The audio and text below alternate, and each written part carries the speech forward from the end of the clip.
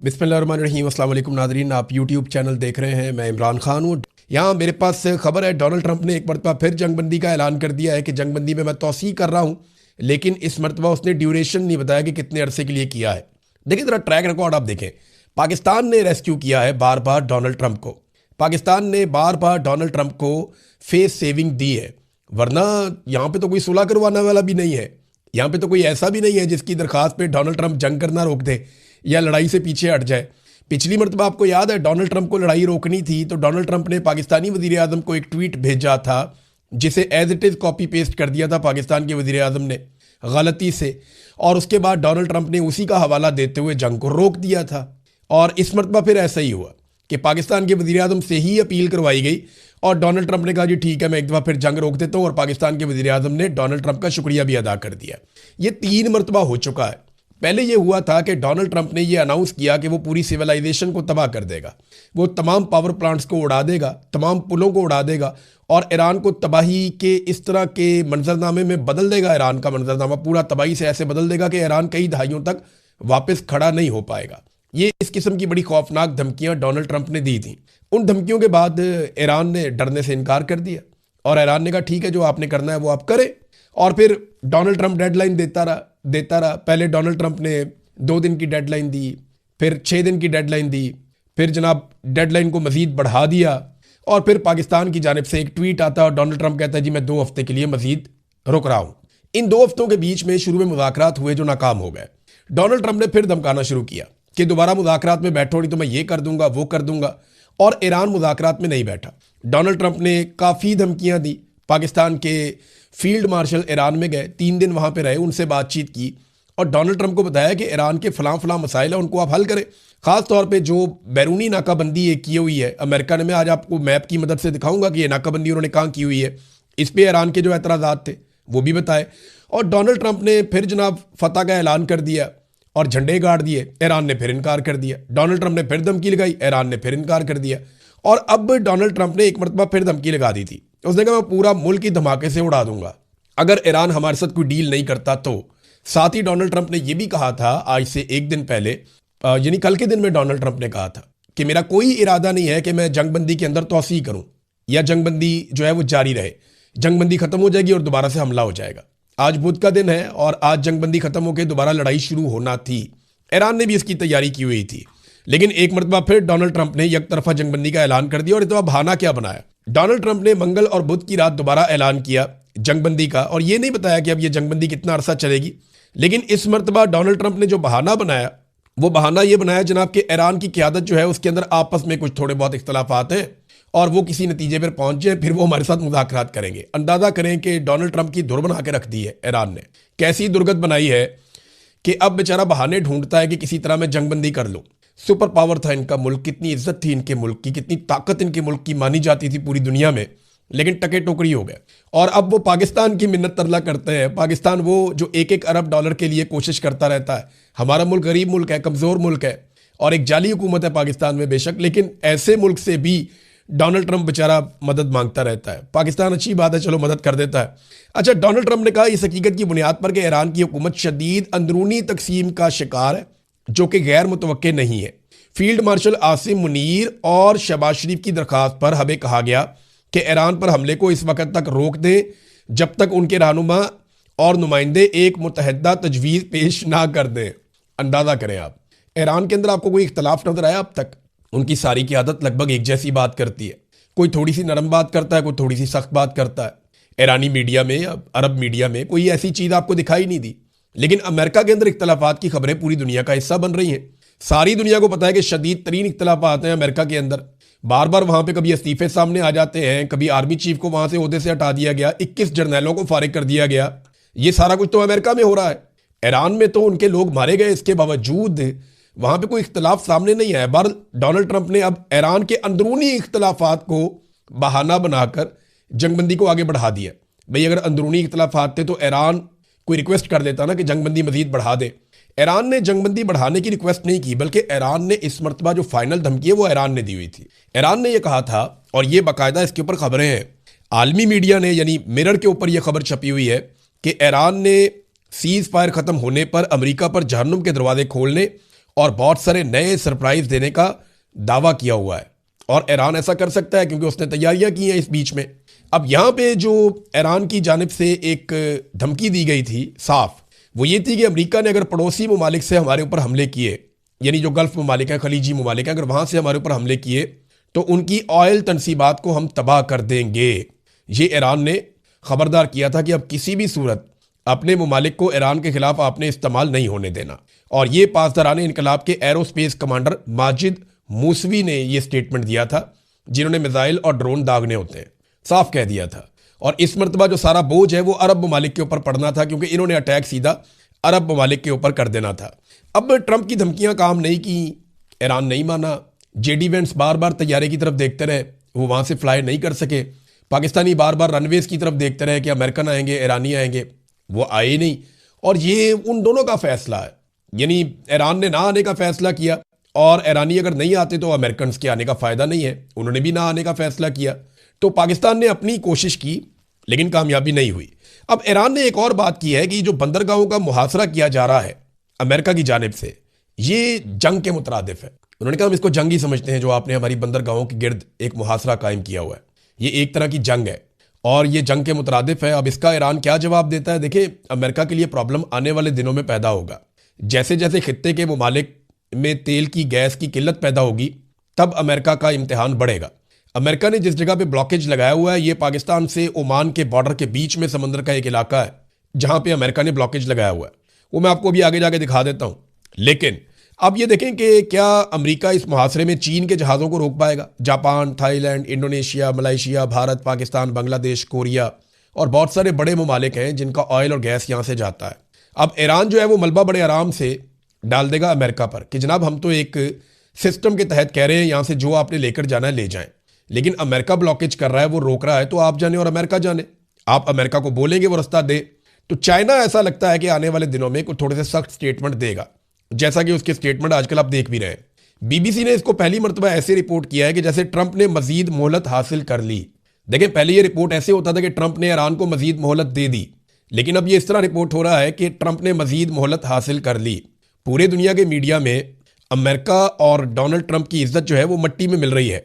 ऐसा लगता है कि ईरान जो है वो खास तौर पे अमेरिका की अंदरूनी सूरत हाल से बहुत ठीक ठाक बाखबर है।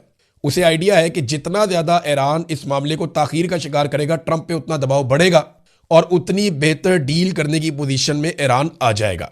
अब जितना अरसा ये जंगबंदी रही है, उतना अरसा ईरान ने और अमेरिका ने क्या क्या किया, ये कुछ चीजें मैं आपके सामने रख देता हूं। इस जंगबंदी के दौरान ईरान ने अपनी तैयारियां और अहदाफ चुन लिए हैं। ईरानी जो मीडिया है और जो उनके सोर्सेज हैं वो ये दावा करते हैं कि वो वाकई उंगली बटन के ऊपर रखकर बैठे हैं और उनकी तैयारी बहुत ठीक ठाक है। अगर दोबारा अटैक हुआ तो वो बहुत शदीद हमला करेंगे और हैरान करेंगे अपने दुश्मन को। दूसरी जानिब एक रिपोर्ट आई है और ये रिपोर्ट अमेरिका से आई है। अमेरिका का एक इदारा है centre for strategic and international studies. उसके तज्जिए के मुताबिक 7 हफ्तों की जंग में अमेरिका ने अपने जो स्ट्राइक मिसाइल्स हैं उनके जखीरे का कम से कम 45% इस्तेमाल कर लिया है, जबकि बैलिस्टिक मिसाइलों को रोकने के लिए इस्तेमाल होने वाले थर्ड मिसाइलों के जखीरे का कम से कम 50% इस्तेमाल कर लिया है, जबकि पैट्रियट फ़िज़ाई दिफाई इंटरसेप्टर मिसाइल जो है उनका भी तकरीबन 50% इस्तेमाल कर लिया है। यानी अगर दोबारा ईरान के साथ लड़ाई होती है तो अमेरिका के पास ज़खायर बहुत कम है मिसाइलों के, उस तरह नहीं है जैसे माजी में अमेरिका के पास होते थे। अच्छा, अगर अमेरिका दोबारा ये मिसाइल हासिल करना चाहे, लगभग आधे मिसाइल अमेरिका के चल गए हैं, अगर यही मिसाइल अमेरिका दोबारा हासिल करना चाहे तो उसको 3 से 5 साल का अरसा दरकार है। अगर वो बड़ी अच्छी रफ्तार से बनाए तो 3 साल, वरना नॉर्मली ये 5 साल में इतने मिसाइल अमेरिका तैयार करता है। और ये एक अमेरिकन इदारे की रिपोर्ट है जो मैंने आपके सामने रखी है। बैनुल-अक़वामी सतह पे ये रिपोर्ट जो है वो काफ़ी हद तक पब्लिक हो चुकी है।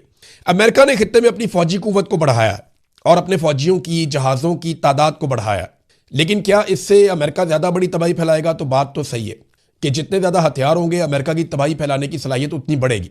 लेकिन एक दूसरी बात भी है, जितनी ज़्यादा अमेरिका की इस खित्ते में मौजूदगी होगी, ईरान के लिए टारगेट्स भी उतने ही ज़्यादा होंगे। यानी जितने फौजी होंगे, जितने हथियार होंगे, जितने अड्डे होंगे अमेरिका के, ईरान उतने ही ज़्यादा जवाबी हमले कर सकेगा और उतनी ज़्यादा तबाही फैला सकेगा। ये भी एक हकीकत है, इससे भागा नहीं जा सकता। अच्छा, जंगबंदी के दौरान ईरान ने अपने इत्तेहादियों से शानदार सफारतकारी की है और मजीद सपोर्ट आलमी सतह पर हासिल की है। अमेरिका या डोनाल्ड ट्रंप आलमी लेवल के ऊपर अपने इत्तेहादियों को मनाने में अभी तक कामयाब नहीं हो सके, अपने पुराने इत्तेहादियों को इकट्ठा नहीं कर पाए। अरब ममालिक में एक बदएतमादी पैदा हुई है कि अमेरिका क्या इनका तहफ़्फ़ुज़ कर सकता है, और वो दीगर ऑप्शंस के बारे में सोच रहे हैं। अरब किन ऑप्शंस के बारे में सोच रहे हैं, जरा थोड़ी देर यहाँ पे हम इस वीलॉग को रोकते हैं और आपको मैप पे लेकर चलते हैं, और मैप में आप देखिए कि अरबों के दिमाग में अब क्या चल रहा है। जी नादरीन, एक मरतबा फिर हम अब मैप पे आ गए हैं और यहाँ कुछ चीज़ें थोड़ी सी हम बेसिकली समझ लें कि अमेरिका ने ब्लॉकेज लगाया कहाँ पे है और अरब ममालिक अब किन ऑप्शंस के ऊपर सोच रहे हैं। क्योंकि अमेरिका के ऊपर उनका इन्हिसार उस तरह नहीं है जैसे माजी में था, या उन्हें ये लगता है कि अमेरिका उन्हें वैसे प्रोटेक्ट नहीं कर पाया जैसे वो पहले करता था। तो ये वो जगह है जहाँ पे ब्लॉकेज लगा हुआ है। ये अमेरिका ने यहाँ से रोका हुआ है। ये है आबनाए हुर्मुज़, जहाँ पे एक तरफ ओमान है और एक तरफ ईरान है, और इसके ऊपर ईरान का कंट्रोल है। यहां से सारा तेल निकल कर जाता है दुनिया में, और यहां पे अमेरिका ने ब्लॉकेज लगाया हुआ है इस जगह पे। अब जो जहाज यहां से गुजरकर बाकी दुनिया की तरफ जाना चाहेंगे उन्हें अमेरिका रोक सकता है, और यही हथियार अमेरिका लगातार इस्तेमाल कर रहा है। सऊदी अरब क्या सोच रहा है, यूएई ने कौन सी नई तजवीज निकाली है, और उसके ऊपर वो गौर कर रहे हैं। ऐसा नहीं है कि ये फौरी तौर पर हो जाएगा, ये प्रोजेक्ट 10-10 साल बाद औकात ले जाते हैं, या इससे ज्यादा वक्त भी लग जाता है। जदीद मशीनों के साथ भी करें तो बहुत टाइम लग जाता है। अब मैं आपको एक्चुअली बताता हूं कि सऊदी अरब के दिमाग में क्या चल रहा है। वो यहां से एक बड़ी पाइपलाइन बिछाना चाहते हैं रेड सी तक, यानी सारे जो वसाइल है वो यहां पे, कतर के पास गैस है, कुवैत के पास गैस और पेट्रोलियम मसनूआत है, सऊदी अरब के सारे ज़खायर इस तरफ हैं, यूएई के ज़खायर इस तरफ है, और ईरान के ज़खायर भी इस तरफ है, इराक के भी यहीं पे हैं, और अमेरिका के बहुत सारे मफादात, उनकी कंपनियां यहीं पे काम करती हैं इस रीजन में। ये वो सारा रीजन है, ये वो सारा रीजन है जहां पे वो काम करते हैं। ये हिस्सा ईरान के पास है, बाकी दीगर ममालिक के पास है, और सारे वसाइल यहीं पे। अब अगर यहां से आबने हुर्मुज़ को बाईपास करके वो चाहते हैं कि दुनिया को तेल, गैस, बाकी चीजें वो फराहम करें, तो एक रास्ता तो यूरोप के लिए ये है कि यहां से वो रेड सी तक एक ऐसे पाइपलाइन बिछाएं। इसी पाइपलाइन को कुवैत भी इस्तेमाल करे, कतर भी इस्तेमाल करे, यूएई भी इस्तेमाल करे, बहरीन भी इस्तेमाल करे, सऊदी अरब भी इस्तेमाल करे, और एक अच्छी खासी पाइपलाइन बिछाकर, जैसे कि पहले एक पाइपलाइन यूएई ने बिछाई हुई है, यूएई ने यहां से लेकर यहां तक एक पाइपलाइन बिछाई हुई है। ये फजीरा पाइपलाइन है, लेकिन वो इतनी इफेक्टिव नहीं है, ठीक ठाक उसमें से फिर भी फ्यूल चला जाता है। तो यूएई ने एक बिछाई भी हुई है, और उसको नुकसान भी पहुंचा था पीछे लड़ाई के दौरान। पाइपलाइन का एक मसला यह भी होता है कि आप एक मिसाइल मारें, कहीं से भी आप पाइपलाइन को तबाह करें, उसके बाद वो नकारा हो जाती है और फौरी तौर पर आप बैठ जाते हैं फारिग होकर। बहरहाल ये एक प्लान है कि यहां तक पहुंचाया जाए। जो इसराइल का प्लान था वो ये चाहता है कि वो यहां तक पहुंचाए पाइपलाइन, ताकि इसराइल सारे मगरबी ममालिक को पेट्रोलियम मसनूआत बेचे जो यहां से जाए। बहरहाल ये इनका प्लान है। यूएई क्या सोच रहा है ये जरा आप देखिए। ये जनाब यूएई का मैप है। पहले आप समझ लें कि यूएई है कहां तक। ये गल्फ ऑफ ओमान में जाता है, गल्फ ऑफ पर्शिया से, यानी ये है आबनाए हुर्मुज़। ये आबनाए हुर्मुज़ है। ये जो छोटा सा ब्राउन एरिया आपको नजर आ रहा है ना, ये ओमान का है। यूएई का प्रॉब्लम यह है कि आबनाए हुर्मुज़ के एंड तक यूएई नहीं जाता। यहां पे ये यूएई का नक्शा है, ये यहां तक आता है, और ये रेड लाइन के साथ साथ नीचे से यहां आ जाता है। ये इधर यूएई है। ओमान का एक हिस्सा ओमान से कटा हुआ है, और वो हिस्सा ये है, ये, और यही हिस्सा आबनाए हुर्मुज़ के ऊपर जाकर लगता है। तो ईरान इसीलिए कहता है कि आबनाए हुर्मुज़ ये वो एरिया है, इसके ऊपर कंट्रोल होना चाहिए ईरान का और ओमान का, क्योंकि यहां पे नक्शे में यूएई मौजूद नहीं है।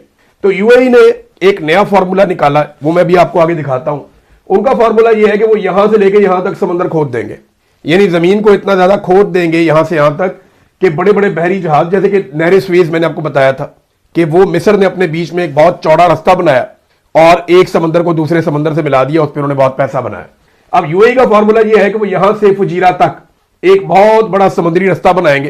कैसे बनाएंगे जरा ये देखिए आप। ये नक्शा उन्होंने दिया है, ये देखें, यहां से ये स्टार्ट होता है समंदर पूरा, ये आता है और ये यहां तक आ जाता है।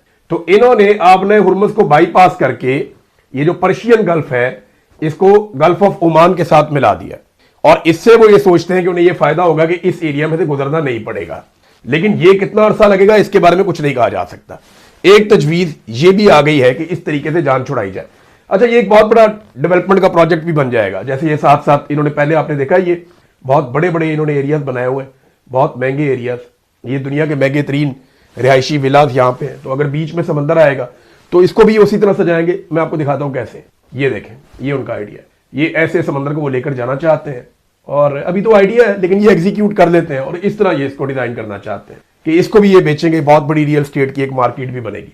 तो ये अरब ममालिक अलग अलग चीजों पे सोच रहे हैं, लेकिन किसी के पास भी क्विक सोल्यूशन कि फौरी तौर पे ये मसला हल हो जाए, किसी के पास ऐसा हल नहीं है। जी नादरीन, अब आपने देखा कि वहां जो अरब ममालिक हैं वो दीगर किन चीज़ों के बारे में सोच रहे हैं, और ये चीज़ें तभी दिमाग में आती हैं जब आपको इस बात का यकीन हो जाए कि ये खित्ता पहले जैसा नहीं रहेगा। डॉलरों की किल्लत भी हो रही है। यूएई की मिसाल आपके सामने है कि उन्होंने अमेरिका से ये कहा कि हम दीगर करेंसियों में नहीं तो फिर काम करने पे मजबूर हो जाएंगे।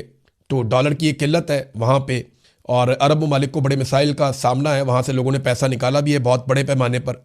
अगर ईरान, एक और चीज़ है और एक सवाल है मेरा कि अगर ईरान और खलीजी ममालिक के बीच में एक नया चैनल खुल जाता है, उनमें आपस में बातचीत होती है, जो आबनाए हुर्मत समेत दीगर मामलात के ऊपर टेबल पे बैठ जाते हैं, तो अमेरिका का पत्ता तो हमेशा के लिए साफ हो जाएगा।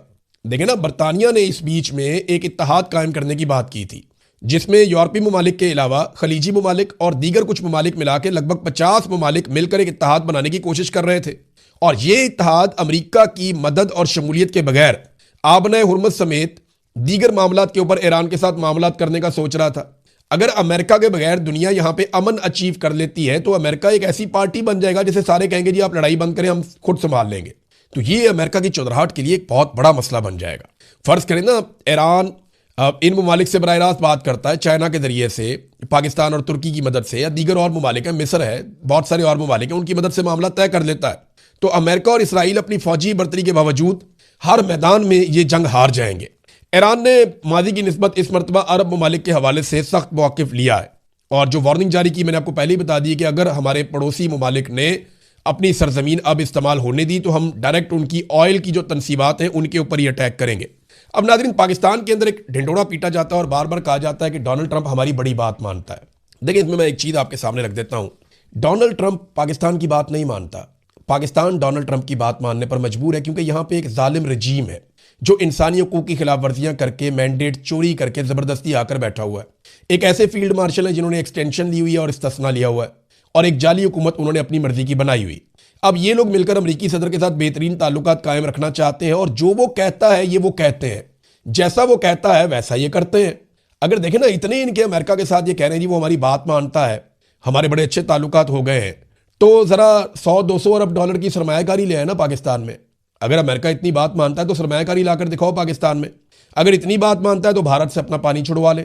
अगर इतनी बात मानता है तो उसके साथ मसला कश्मीर पे बात कर ले, वो हल करवा ले, और इसराइल से सीज फायर पे आमादगी करवा ले। देखें ना, आप बोर्ड ऑफ पीस में भी आप कहें ना अमेरिका को इसराइल के ऊपर बार बार फ़लस्तीन पे हमले क्यों कर रहा है इसराइल, वहाँ से भी सीज फायर के ऊपर अमल दरामद करवाएं। फिर IMF की शराइत ही आप नरम करवा लें अगर इतनी वो आपकी बात मानता है तो, या कोई कर्जे अपने माफ़ करवा ले, या कोई सूद अपना माफ़ करवा ले, या ईरान और रशिया से, जैसे इंडिया ले रहा है गैस और पेट्रोल वहाँ से रशिया से और ईरान से वो लेता है, वैसे ही आप भी कोई रास्ता निकाल लें अगर अमेरिका आपकी इतनी बात मानता है। तो सादी बात यह है कि अमेरिका बात कोई नहीं मानता हमारी, हम उसकी बात मानते हैं, जो वो कहता है वैसा हम करते हैं।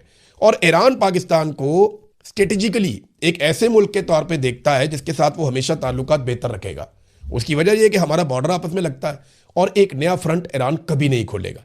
वो हत्तुल इम्कान कोशिश करेगा कि पाकिस्तान के साथ ईरान के बेहतरीन ताल्लुकात कायम रहे, ताकि जब भी कभी वेस्ट के साथ बात करनी पड़े तो ये एक ऑप्शन हमारे पास हमेशा मौजूद रहे। नाज़रीन, बाकी चीज़ें आपके साथ शेयर करूंगा नेक्स्ट वीलॉग में। अब तक लेते हैं, अपना ख्याल रखिएगा, अपने इस चैनल का भी। अल्लाह हाफ़िज़।